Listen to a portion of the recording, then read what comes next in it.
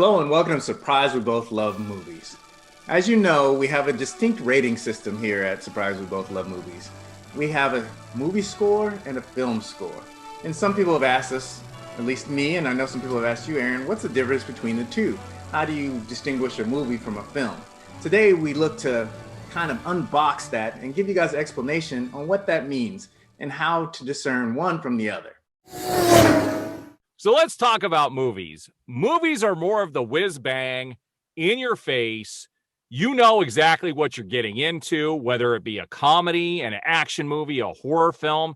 You've got your clear lines between the protagonist and the antagonist, and you know what their goals are. And you're going to be aligned with one of those goals throughout the film.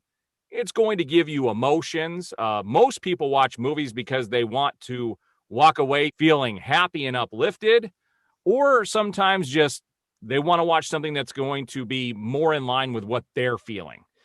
So there's the protagonist that will save the day, and you have some very distinct lines between good and evil. What do you want to add? All right, I think you nailed it. That's basically what a movie is. Now, what films are a completely different animal. Films are more cerebral, emotional. They have lots of different themes. The main character is usually conflicted. You're not sure sometimes whether they're a protagonist or they're antagonist, if they're for what they're doing or they're against what they're doing. Or sometimes you might see the transition where the protagonist believes in something wholeheartedly, and then by the end of the film, they're on the other side. You'll also see challenges to truth and whether or not this truth that is universal throughout the theme of the movie or throughout the story of the movie is maybe being challenged, and maybe either wittingly or unwittingly, the protagonist is finding out whether it's true or whether it's not. Films also are very self-reflective. They ask you to kind of question your reality, your truths, the things that you believe. Maybe you walk into a film believing one thing, and then after 2.5 hours to 3 hours, you realize maybe something that you held to be in high regard maybe isn't what you thought it was the whole time. Often there's blurred lines between what's good and what's evil. So when you go to see a film, you go to be challenged. You go to be, to be revealed, something new to be revealed to you, something that you maybe didn't know before, and leave the movie with a very different experience, maybe to be humbled, maybe to be, thoughtful, maybe to think of things in a different and new way. Do you have anything to add to that, Aaron? No, I think you hit that pretty well too. So let's give some examples of some films versus movies. What would you consider to be a film?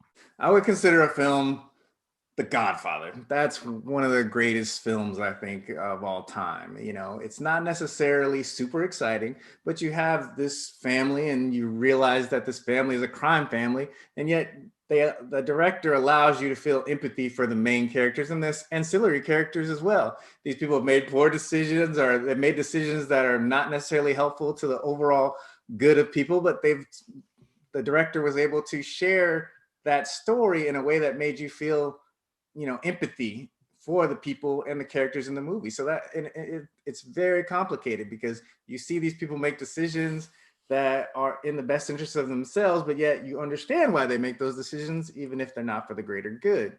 What about movies? What do you got? I would put in that category Lord of the Rings. You clearly know going into Lord of the Rings who's good, who's bad. You know who you're rooting for. You're not going to walk away rethinking your life after watching Lord of the Rings. You're going in to see action, special effects, and you know what you're getting yourself into. So that's what I would consider a movie. One of my favorite movie examples is Back to the Future.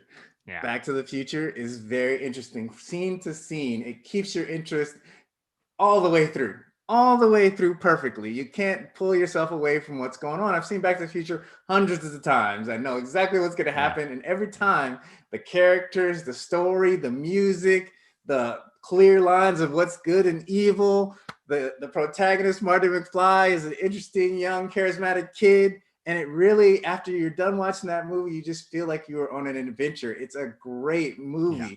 And that's how I consider, that's like my benchmark for what a great movie is. What about films? What do you think is a film for you? a good film, and this is a film that not a lot of people have seen. And if you want to see a good film, watch Hell or High Water, which is a fabulous film. It's a film about some brothers who are robbing banks, and then you have the local police going after these individuals, and it's a very thought-provoking movie because why they're robbing banks and what they're doing is one of those things where you can root for them, but you also, there's blurred lines for sure. And he also did one of his other films that he wrote. I forget the name of it off the top of my head. It's an incredible movie. I forget the name of it. Had Benicio del Toro in it. The one where he was the Sicario. Yeah, Sicario. Sicario's another one that was written by the same guy. So all of these movies definitely have you thinking when you're done. And there's even movies that are perfect both. I mean, there's some movie / films that I think are the epitome. For me, like there's a particular movie that I really like, and this is Christopher Nolan's The Dark Knight, where I feel like it is equally as good as a movie as it is as a film. It is. It's very hard to pull it off, but there's a few movies that kind of cross over beautifully, and that not only are they entertaining throughout, but they also have a conflicted protagonist. They also have multiple themes that you have to question and make you kind of think, hey, was Batman, was he good? Was he bad? Was he doing it for himself? Was he doing it for the public? What are his motivations in doing it? It made you question good or evil. And kind of at the end of that movie, you even ask yourself, is he willing to, he asked, is he willing to be what the city needs as opposed to what the city wants, or I think something along those lines. And so it really kind of questions the whole, premise of Batman. Is he there self-serving to do good, or is he there because, he's willing to do what's going to make the city of Gotham better? So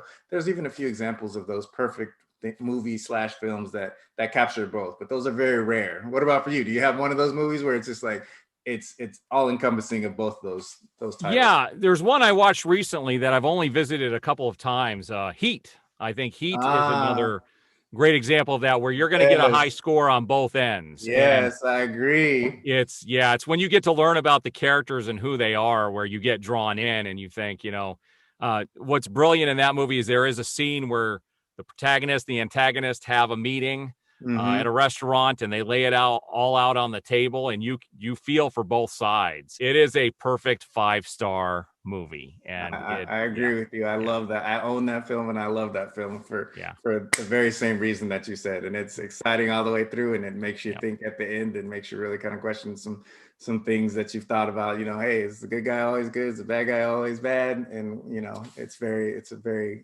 all-encompassing. So I 100% agree. So that's what we wanted to explain to you guys today, so you'll have a better understanding whenever you watch our reviews. Not only wait for that movie rating, but also stick around and hear that film rating as well. We'll usually deliver them back to back, and now you'll have a better understanding of what those score means. So for this week, I'm Lamont Lovejoy. I'm Aaron Fisher. And we'll see you guys at the movies.